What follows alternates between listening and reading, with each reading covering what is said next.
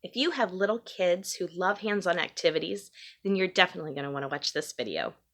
Hi, I'm Christy with Homeschooling in Progress, and in this video, I'm going to share with you sensory bins. Now, what are sensory bins, and why might you want to use them? Well, sensory bins are containers that hold just different materials that kids can manipulate. They might hold items like rice or beans that children can scoop and pour and transfer from dish to dish. They also might contain small toys. Just lots of different items that children can use to play with and use their senses with. So why might you want to use these anyway? Well, if you have little kids, then you probably know that they love to get their hands on everything, whether it's Play-Doh or things that they're not supposed to. They love to touch things and move them around and see how they work. And sensory bins are a great way to focus that desire into something that is appropriate for them to play with. And so they're really good for ages around like maybe 2 to 8-ish. Certainly, you can go higher or lower depending on your child. And they are really good for development of your children. Language development is something that happens with sensory bins.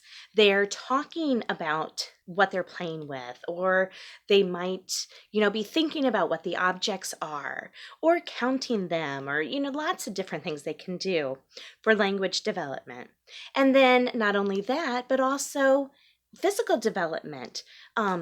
Just like we do tummy time with little babies to strengthen their neck muscles, these sensory bins are really good for strengthening their muscles that they're going to use in their hands for writing and for cutting and, different skills that they're going to need as they get older. And so sensory bins are a great learning tool to use as well. And if you homeschool like I do, or even if you don't, it's also a great way to get a few minutes of peace in a day. Depending on the bin and my child's mood at the time, he might spend 10 minutes on these or he might spend almost an hour. And so it's a great way to have him focused on that activity while I homeschool my older children, or, maybe while I get dinner started, or, just to let him play while I have some time to myself, or to sit with him and talk to him about it as he plays. So it's really good if you need just a little break too. So how do you put these together? Well, you get a container or two. I got this one at Walmart. It does have a lid, which is really nice, that attaches on. And so I make a few of these up each month and set them on a high shelf. And then from time to time, I'll pull them down and put them on our dining room table, which is adjacent to the area that we do our schoolwork in. And my son knows when those are on the table that he is welcome to get into them and play with them. And so you could do something like that. You can make them up ahead of time. Or you could just make them up, put them away in another container, and then, if you only have one box, then, you can just clean them up each time. But it's much easier to just kind of create them and leave them somewhere up high where they can't get into them. This is actually the first bin that I made for my son. I just got little construction cars. They came in a pack of 4 or 5 at Walmart, and put pinto beans in them. That's the whole container. He absolutely loves it. This is one of his favorites. I haven't actually changed it out with anything else because he loves it so much. He's always asking to play with it. So, and it was, I think, with the container itself, it was maybe like $5 to make.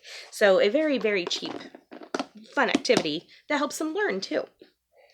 So basically, when you're going to put these together, so you want some kind of container. You can certainly use those like shoebox sizes. I would do anything that has a lid. That would be good. I like this one because it's kind of long, but it's not very tall. And so it's easy for him to get in there. But then along with that, then you could do any kind of filler material. These are different kinds of beans. We've done rice. You can do colored rice or you can do white rice. These are very easy to dye.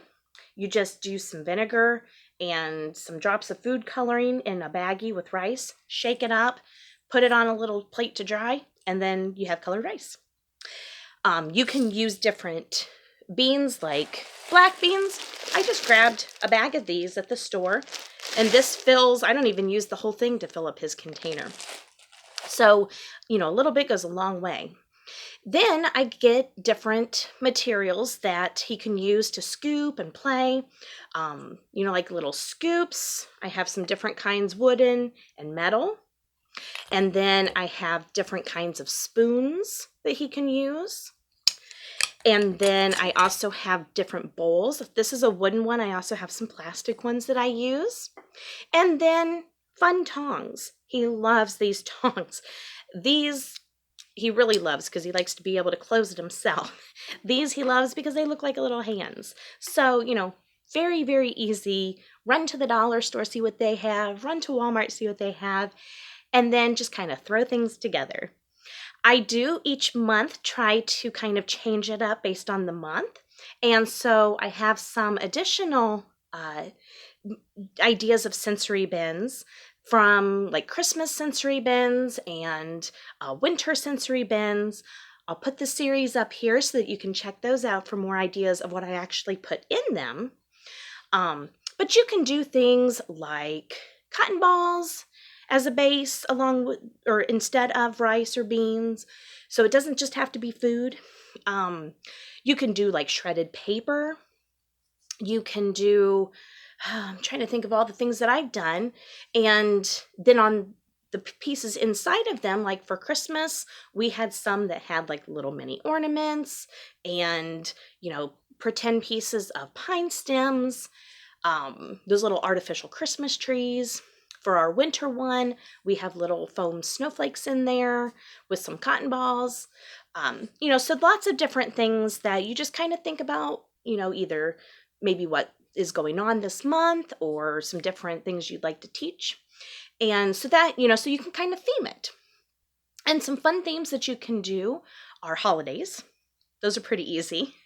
Christmas is obviously easy. For Thanksgiving, I had some little fillers that had turkeys and pumpkins. We're good in October.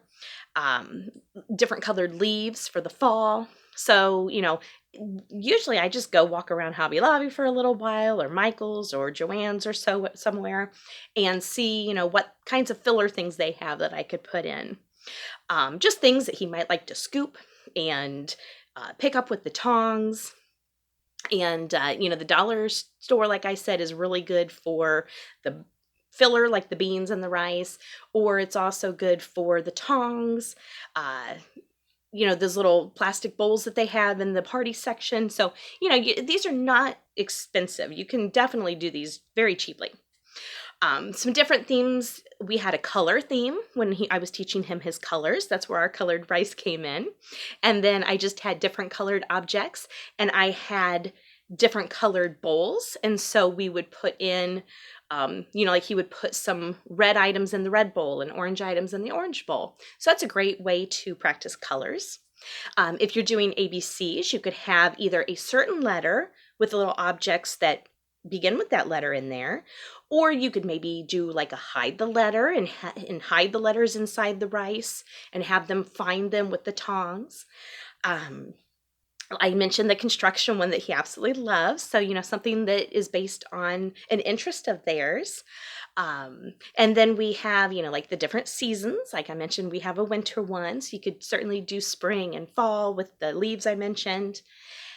In the spring would be a good time for garden. The black beans kind of look like soil. So, if you could find like little flower pots or, those little tube toys that come like in the tube, you could put those in there as well. So, you could hunt around your house for things that would be good as, the items that they use inside of them. Animals, if you have, the little plastic animals, you could put those in there. So, lots of different themes you could do. You certainly don't have to do a theme. One of his favorites is rice and a scoop and a bowl. He asks for that one all the time. And so I just kind of changed the color of the rice. And so, you can definitely do lots of different things with these sensory bins. And the ones that I'm mentioning are just actually the bins. You know, there are other sensory activities like Play-Doh and stuff that you can do as well. But in this video, I'm just kind of focusing on getting you some ideas on getting started with these sensory bins. So hopefully that gives you a starting point so that as you're walking around the stores or shopping around your house, that you can kind of think about, ooh, that'd be a nice idea to add to the sensory bin. Have your kid go with you and help you. My son loves going and pointing out things that he likes that we could add to the sensory bins as well. So it's kind of a fun experience for us to share. And then he likes seeing, helping me kind of put them together.